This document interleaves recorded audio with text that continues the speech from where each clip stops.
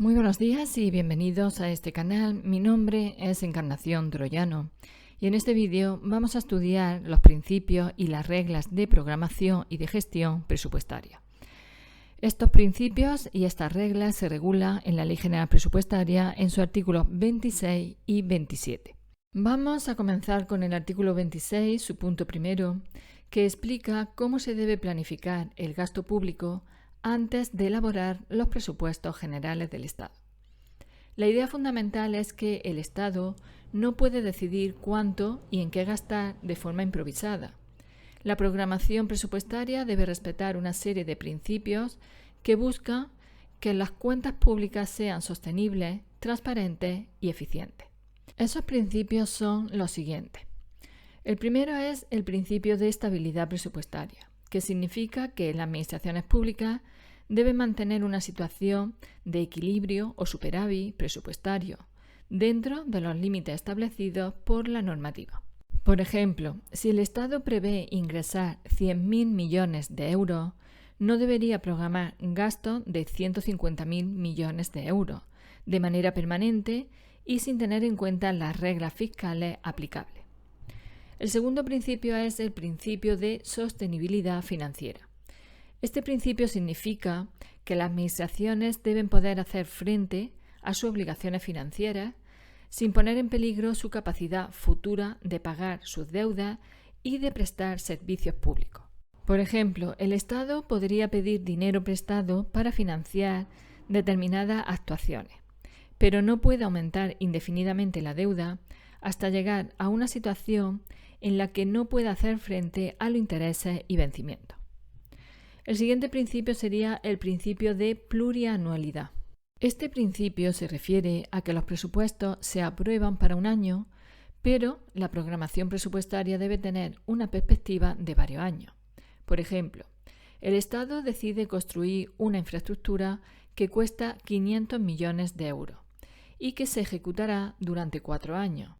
En el primer año se ejecutarán 100 millones de euros, en el segundo 150 millones, en el tercero 150 millones y en el cuarto 100 millones de euros.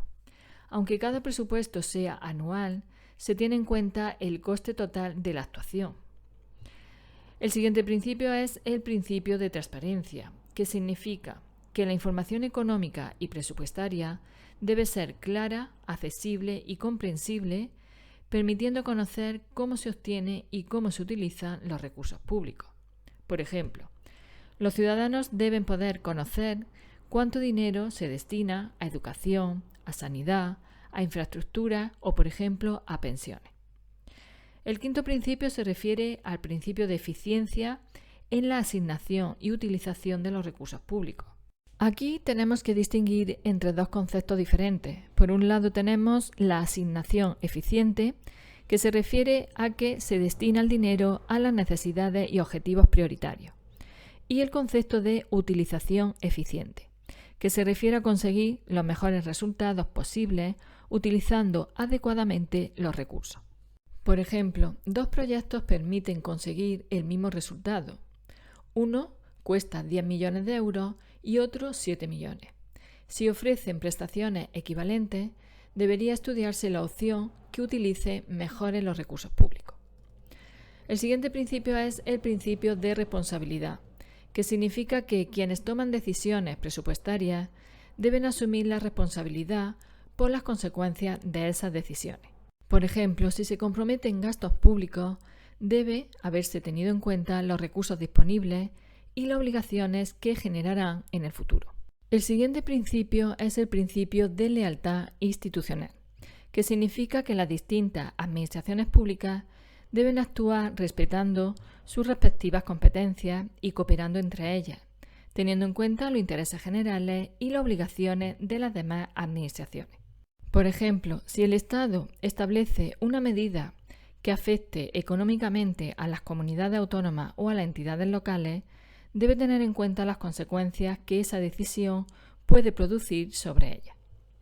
El punto segundo del artículo 26 se refiere a que es muy importante entender qué ocurre cuando una actuación del Estado puede generar un gasto público. La idea básica de este apartado es que antes de aprobar una norma, realizar un acto, firmar un contrato o un convenio que implique un gasto, hay que comprobar cuánto va a costar, qué efectos tendrá y si existe dinero disponible para hacerlo. Este punto segundo define determinados conceptos. En primer lugar, se refiere a las disposiciones legislativas y reglamentarias, en fase de elaboración y de aprobación. Esto se refiere a leyes y reglamentos que todavía se están preparando o aprobando.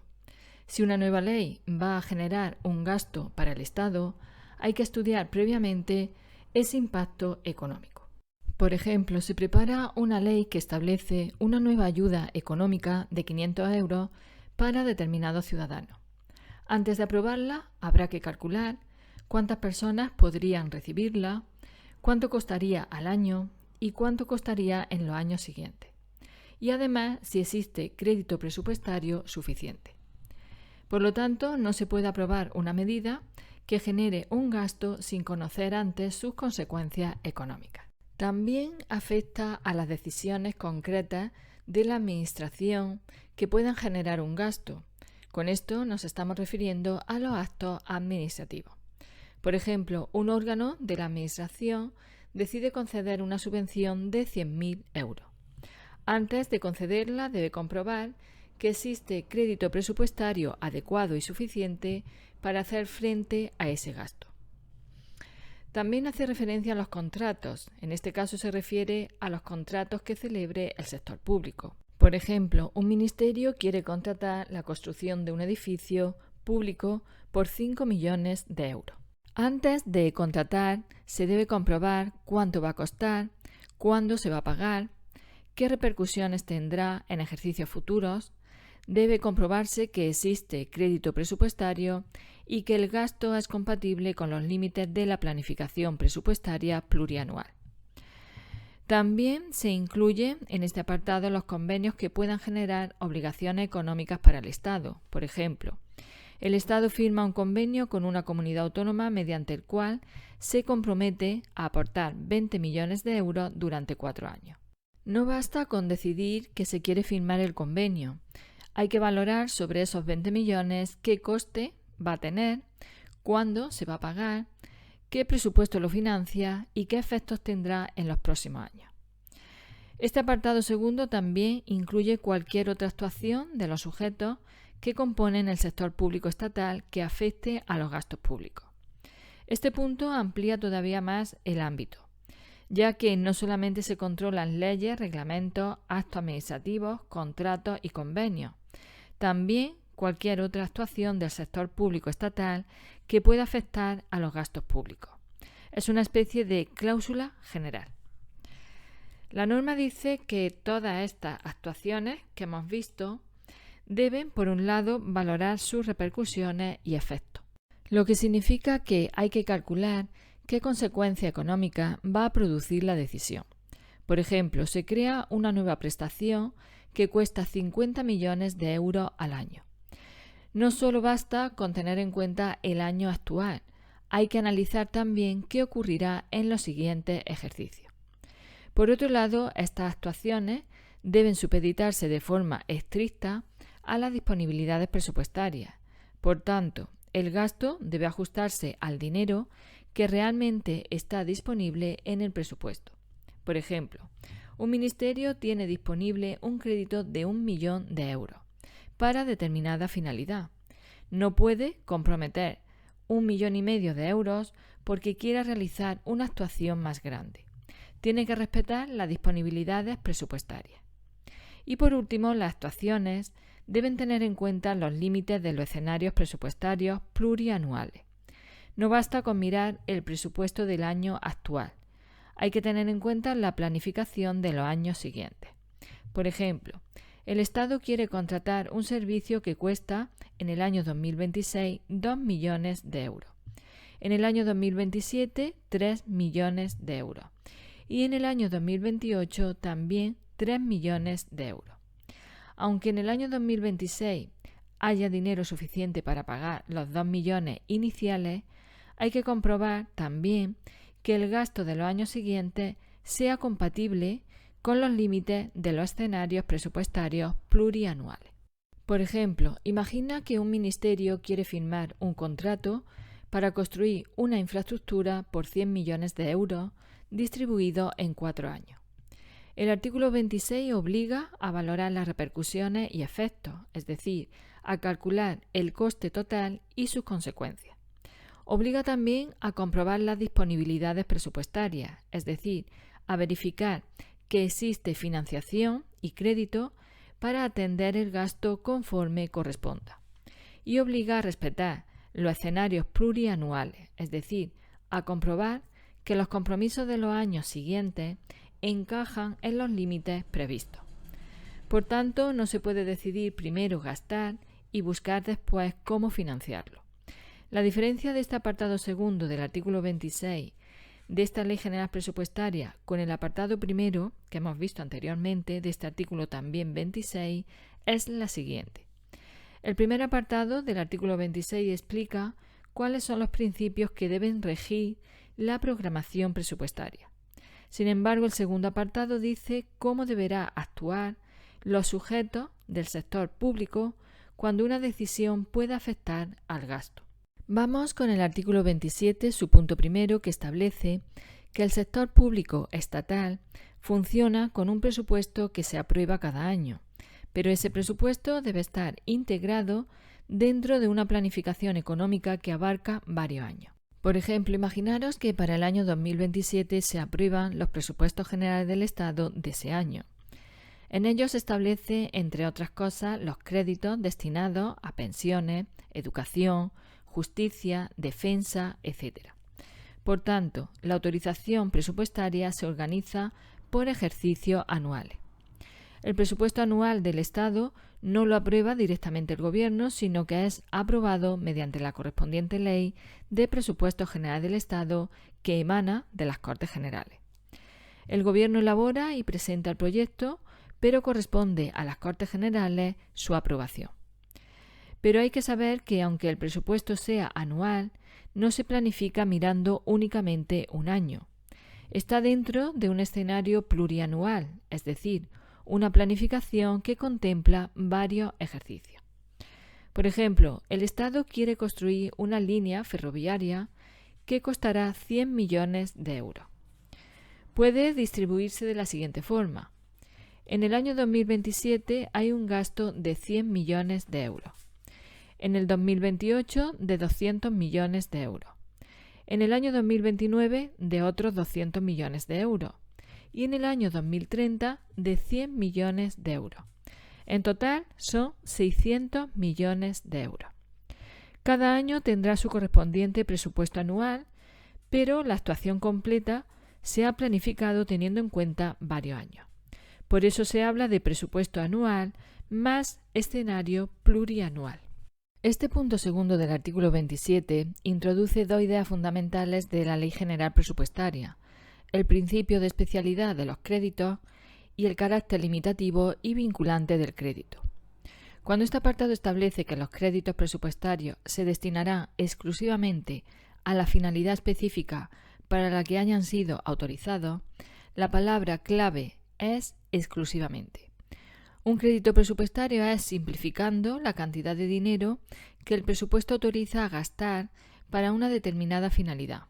Por tanto, el dinero autorizado para una finalidad concreta no puede utilizarse libremente para cualquier otro gasto. Por ejemplo, imaginemos que en los presupuestos aparece material informático por valor de 500.000 euros para un determinado ministerio. Esos 500.000 euros están autorizados para esa finalidad y no significa que el ministerio tenga 500.000 euros para gastar en lo que quiera. Por ejemplo, no podría utilizar ese crédito directamente para contratar personal, comprar vehículos, realizar obras o pagar publicidad, ya que ese crédito no está autorizado para esas finalidades, puesto que el crédito está vinculado a la finalidad para la que fue aprobado. El artículo menciona dos posibilidades sobre quién autoriza ese crédito. Por un lado, se refiere a la Ley General Presupuestaria. Por ejemplo, los presupuestos autorizan 2 millones de euros para determinada actuación. ese crédito queda vinculado a la finalidad para la que se ha concedido.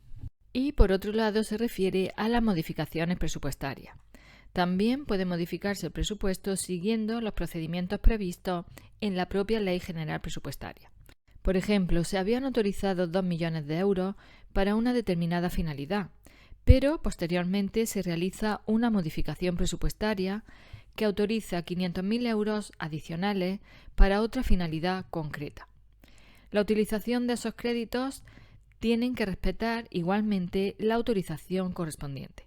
Es importante diferenciar entre carácter limitativo y carácter vinculante. El carácter limitativo significa que el crédito constituye un límite al gasto. Si tiene autorizado 100.000 euros, no se puede gastar 120.000 euros simplemente porque se necesite más dinero. El crédito limita cuánto se puede gastar. El carácter vinculante significa que el crédito también vincula el gasto a la clasificación o al nivel de especificación con el que aparece en el presupuesto. Hay que mirar con qué grado de detalle aparece el crédito en el presupuesto. No todos los créditos están vinculados necesariamente con el mismo nivel de detalle. Por ejemplo, imagina que el presupuesto contiene capítulo 2 que se refiere a los gastos corrientes en bienes y servicios. Dentro de él encontramos el artículo 20 que se refiere a arrendamiento, el artículo 21 que se refiere a reparaciones y el artículo 22 que se refiere a material, suministro y otros. Y dentro del artículo 22 puede haber diferentes conceptos. La cuestión es que la vinculación del crédito dependerá del nivel de especificación establecido en los presupuestos y de las reglas de la Ley General Presupuestaria. Para el examen tenéis que entender que este párrafo contiene dos reglas diferentes. Por un lado, la especialidad cualitativa, que se refiere a que el crédito debe utilizarse para la finalidad para la que fue autorizado. Y por otro lado, la especialidad cuantitativa, que se refiere a que el crédito es un límite de cantidad. Por ejemplo, supongamos que los presupuestos autorizan 50.000 euros para reparación y conservación de edificios. El órgano público no puede gastar esos 50.000 euros en una finalidad diferente si no existe una modificación presupuestaria que lo permita. No puede gastar 60.000 euros cuando solo tiene 50.000 euros de crédito y debe respetar el nivel de vinculación que establecen las normas presupuestarias. El punto tercero de este artículo 27 establece la regla contraria a la que acabamos de ver con los créditos presupuestarios. Aquí estamos hablando de los recursos o ingresos y no de los gastos. Como regla general, el dinero que ingresa el Estado sirve para financiar el conjunto de sus gastos y no está destinado de antemano a un gasto concreto. Y esto es lo que se conoce como el principio de no afectación de los ingresos. Los ingresos que obtiene el Estado forman, con carácter general, una especie de bolsa común para atender sus obligaciones. Por ejemplo, el Estado obtiene ingresos mediante impuestos, tasas, cotizaciones y otros recursos como por ejemplo transferencias, etc. Supongamos que durante un ejercicio obtiene 100 millones de euros de ingresos. Esos 100 millones no tiene que utilizarlos necesariamente para un gasto concreto.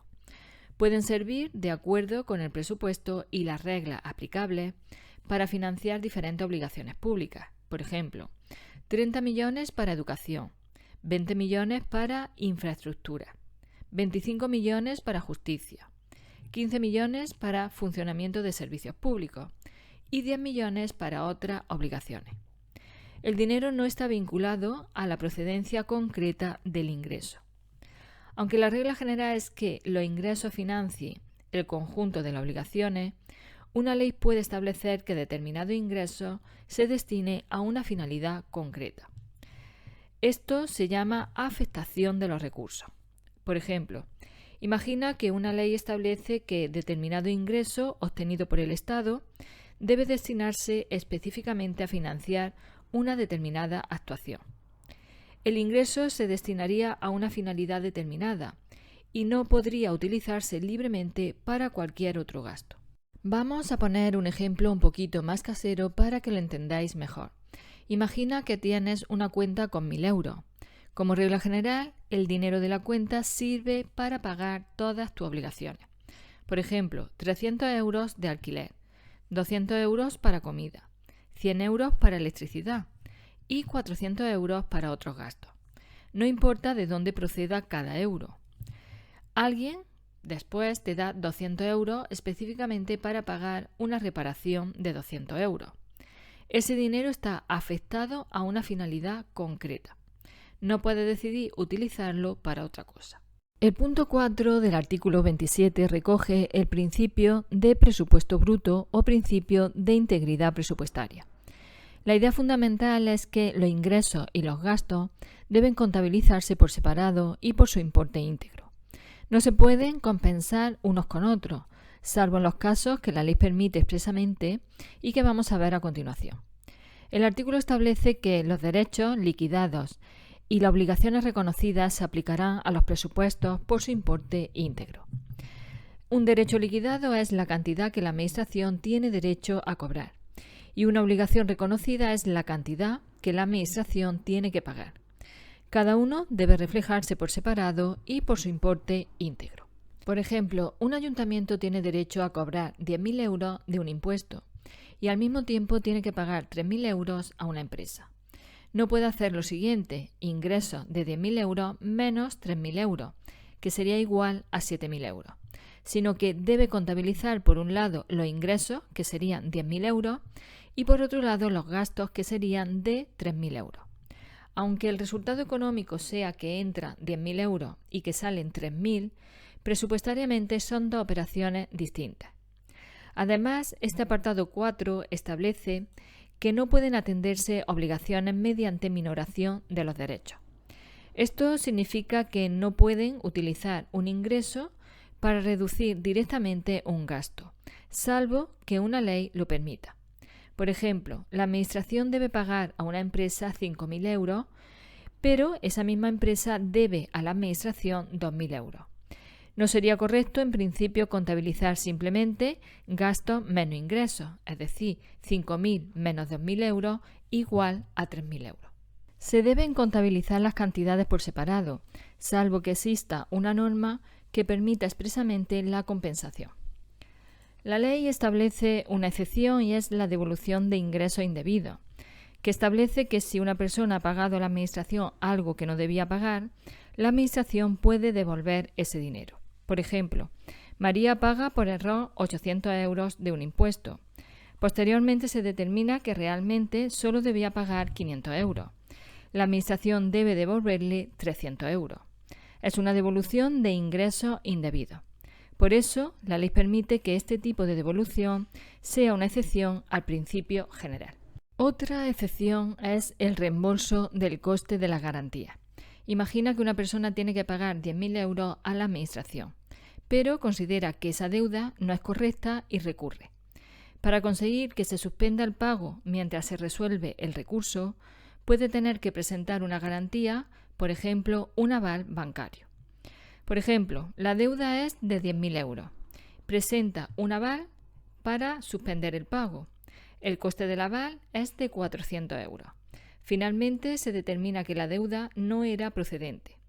En ese caso, cuando la declaración sea firme, la Administración debe reembolsar el coste de esa garantía en los términos previstos legalmente.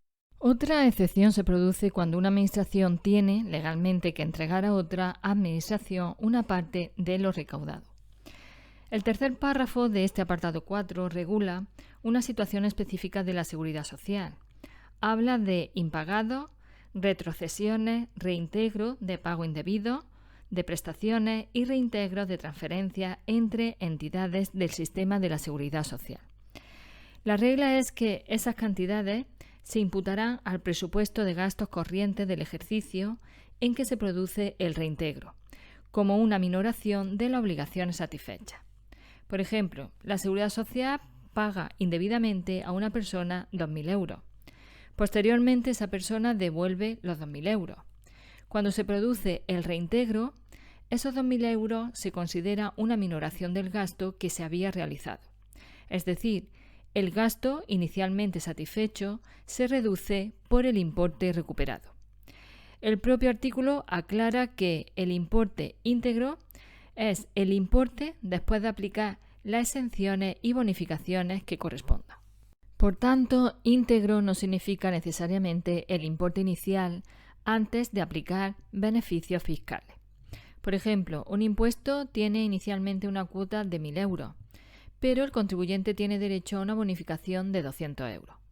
Entonces, 1.000 menos 200 son 800. El importe íntegro, a efectos de este artículo, será 800 euros. Es decir, primero aplicamos las exenciones y bonificaciones que legalmente corresponde y después ese es el importe íntegro que se lleva al presupuesto. Vamos con el punto 5 del artículo 27, que establece una regla de transparencia y control del presupuesto.